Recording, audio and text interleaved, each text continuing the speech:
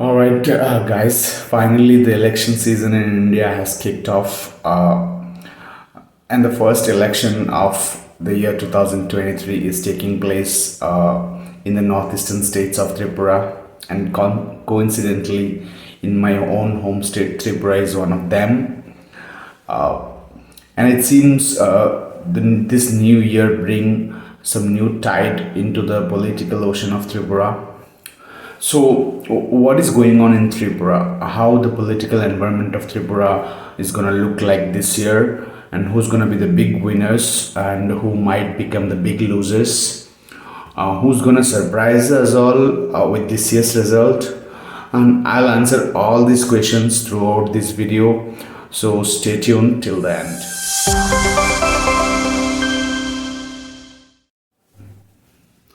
Hello, viewers. Welcome to Democratic TV, and I'm your host, Rahman. So, before we dive into this year's elections, let's take a quick look on the background story of the last assembly election of Tripura.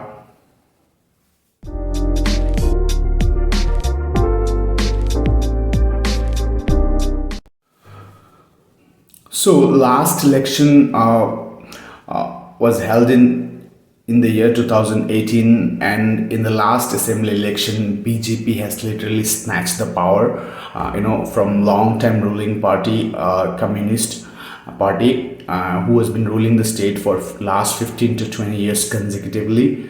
In 2018, BJP completely swept the communists off their feet and rose to the power with an absolute majority of 36 seats.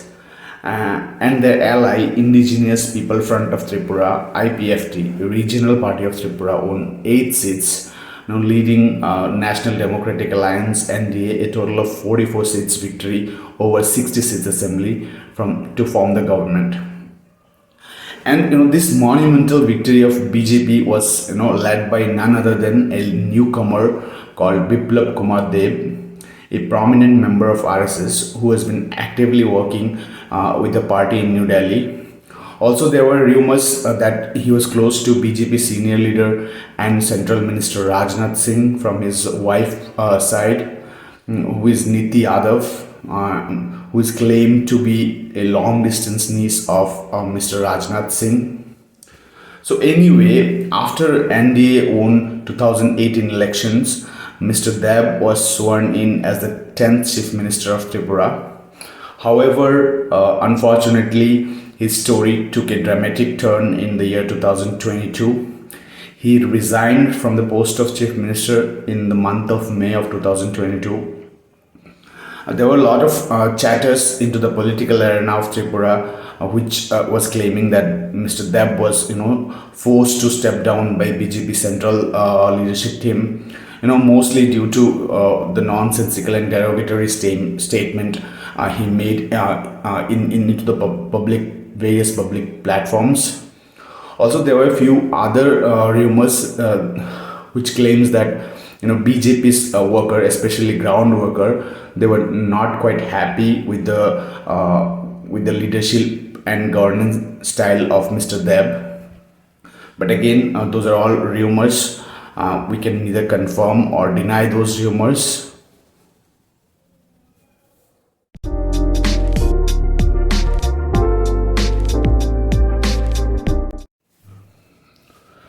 So let's come back to 2023 election. This year election looks quite different from last year's. The so-called political maestros or the kingpins, doesn't matter how one call them, they have vanished from the battleground this time around. What I mean to say that few of the big players are not sitting at the table this time. Leaders of previous term ruling party was from BJP side, Mr. Biplab Kumar Deb, as I told you, he brought BJP to the power into the state, and the leader of opposition party, Mr. Manik Sarkar, who was who was serving 3 terms chief minister as a chief minister from communist side. Both of them is missing from the battleground this time, and they have become kind of once upon a time name into the political chapters of Tripura. And neither Mr. Deb or Mr. Sarkar is contesting from any of the seats this time. Also, from the face of it, looks like the ground momentum have been completely changed. The tribal community stands on the existing political parties have totally shifted, and let me warn you all, it's pretty sizable shift. 2021 TTADC election result clearly proves that, where Tripura Matha party, which was just formed, newly emerged party formed right before the TTADC election, completely stole the show from BJP and the communist. Tripura Matha party won 16 seats out of 30 seats, where BJP won just 9, and indigenous National Party of Tripura, that is INPT, another regional party which was alliance of TMP in TTAD's election, won 2 seats. So I hope you all know can sense what I'm talking about.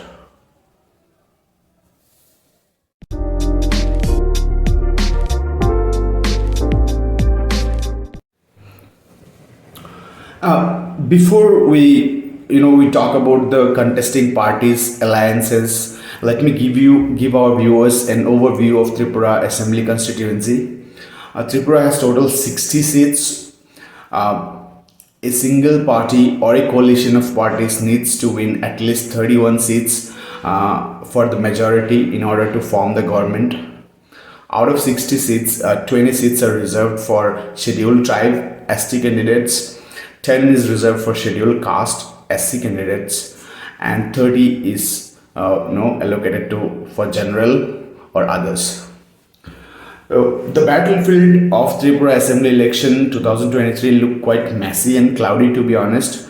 The storm can shift towards any direction and create a new chapter into the history of politics. This year's election fought mainly from 3 different fronts. On the front one is called National Democratic Alliance, as you all know. This is an alliance between Bharatiya Janata Party (BJP) and Indigenous People Front of Tripura. As I told you, another tribal, centric regional party. The NDA alliance is led by the current chief minister, who was selected by BJP right before the election. His name is Dr. Manik Shah. He is a dentist by profession, and he was working. He was working with Congress and switched the side before 2018 election. So front number 2 is called Social Democratic Forces, an alliance among multiple communist parties and Indian National Congress. Communist parties include CPI, Communist Party of India, Communist Party of India, Marxist, All India Forward Bloc, and party called Revolutionary Socialist Party. So SDF, the Social Democratic Force, this alliance is led by a veteran communist leader called, his name is Jitendra Chowdhury. So something interesting on the front number 3. The front number 3 is called Tripura Indigenous Progressive Regional Alliance, in short TIPRA. An alliance between Tripura Matha Party and Indigenous National Party of Tripura (INPT). That both are mainly focused on indigenous people issue. This alliance is led by none other than His Royal Highness of Tripura, Mr. Pradyut Bikram Manikade Burma. The local media calls him Kingmaker. But his community people address him by their local dialect called Bubagra, meaning people's king. So you get the picture.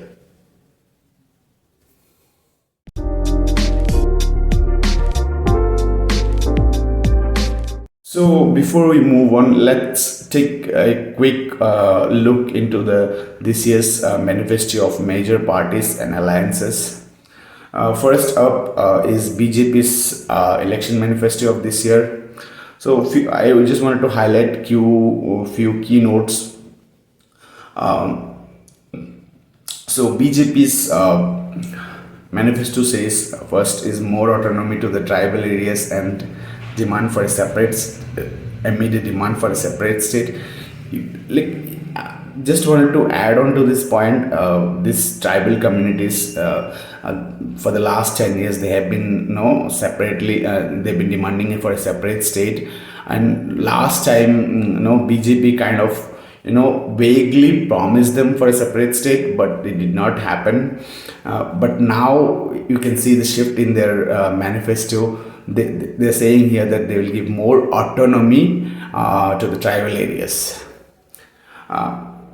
And something new, a mill for rupees 5 or rupees 50,000 EWS family on birth of girl child, a society to meritorious college going girls, I'm sorry, a scooty to college going girls. And I'll come back to this point. Let me go through the other points. Smartphones to 50,000 to the college going students. Land allotment to eligible landless citizens, and annual financial assistance of 5,000 to ST families under Tripura Janashakti Vikas Yojana. Let me put some light on the point number 4 and 5. Something interesting to point out here before I do that. There's no chatter about Rose Valley scam. No talks about 10,323 teachers' jobs rehabilitations. Coming back to the point number 4, which says about smartphone to youth and scooty to college going girls. This is just a copy and paste from previous year's manifesto. BJP's last year manifesto had exactly the same points. What I wanted to bring it to you all, I wanted to highlight and discuss with you all is that and shift your attention that last year BJP promised the two exact same thing, and as far as I know, and we also did a limited survey, in our district, not even a single youth college going boy got a smartphone, or a single college going girl got a scooty in the last 5 years. In my opinion, this is just ridiculous from BJP to put both this point once again into their election manifesto. So some important highlights. These are some important highlights from left. That means SDF and manifesto, so Social Democratic Forces Alliance manifesto. In this manifesto, I want to bring point number. I want to throw some light on point number 5. I'm not sure if North or South India is aware of this matter.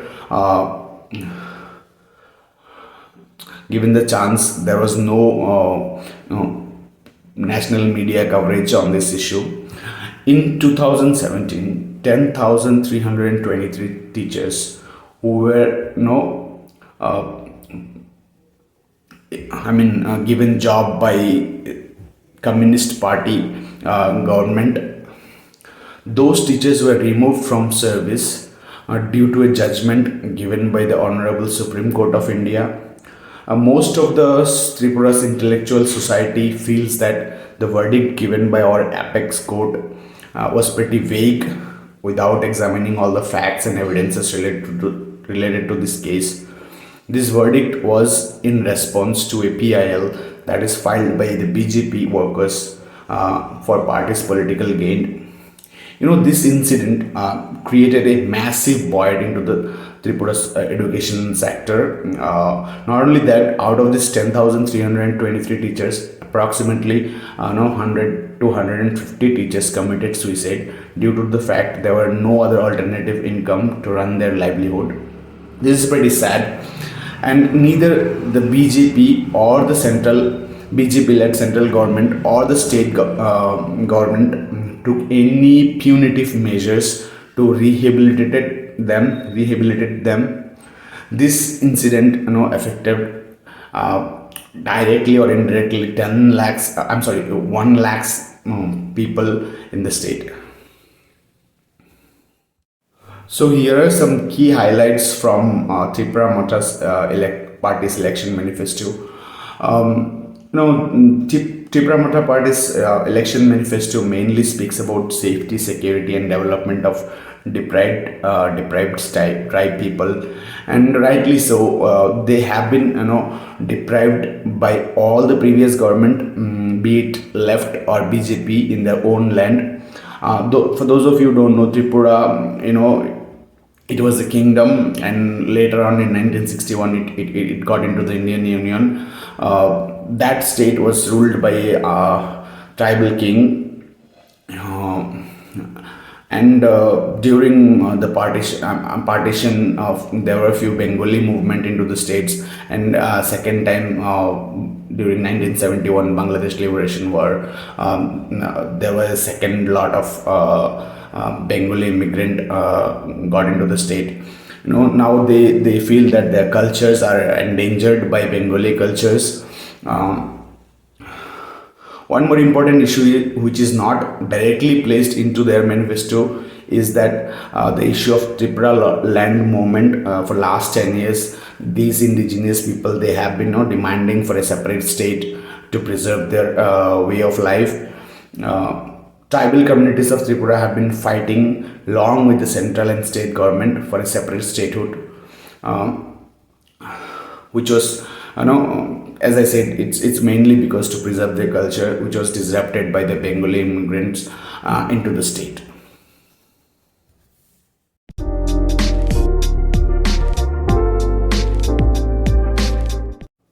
About voting turnaround, if we take an average of local and national media house reports, we can clearly see that no, this time voting turnaround was almost 85%, which is way above the national average. If we look at 2019 Lok Sabha election, which where the voting around was only 65%.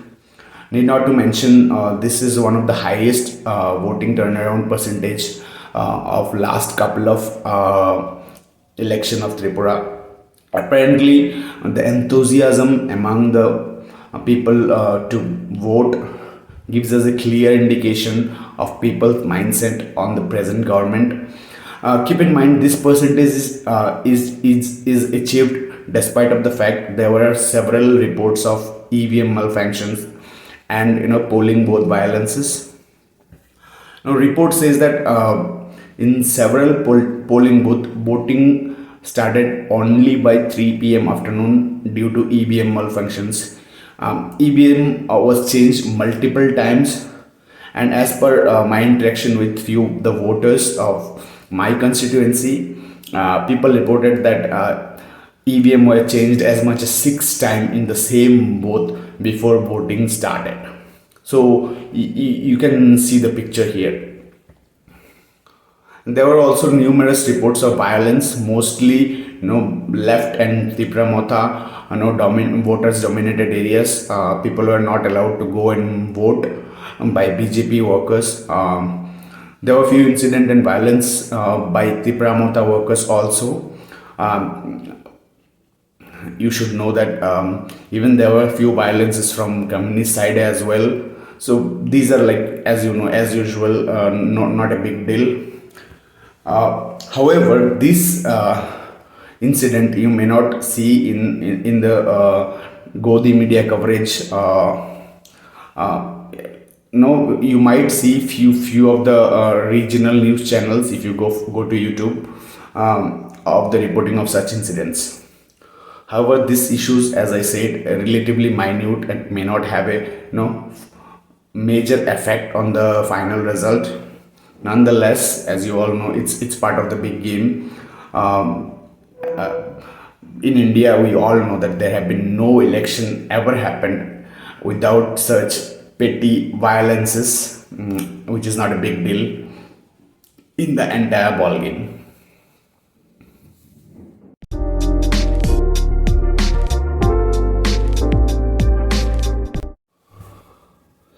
Now let us take a look at the exit poll result. How those exit poll result looks like. So I just took five different polling agency result and took their average. So if we took look at the average, no BJP still leading, followed by SDF and Tripura party. Uh,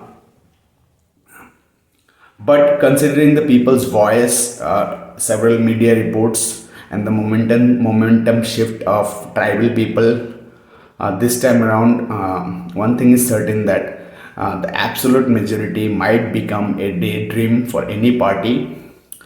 What would be interesting to see, is how parties comes together to form the government if there is no clear majority. Would it be SDF, Social Democratic Alliance Forces plus the Pramatha Party, or would it be National Democratic Alliance plus the Pramatha Party?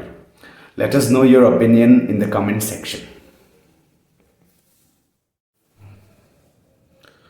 All right, viewers, that is all for this video. If you feel this video has added value to your time and knowledge, please like and share these videos. Also, follow our Facebook page and subscribe to our YouTube channel. I'll see you in the next video. Till then, you are watching Democratic TV, and I'm your host, MM Rahman. Thank you. Peace out.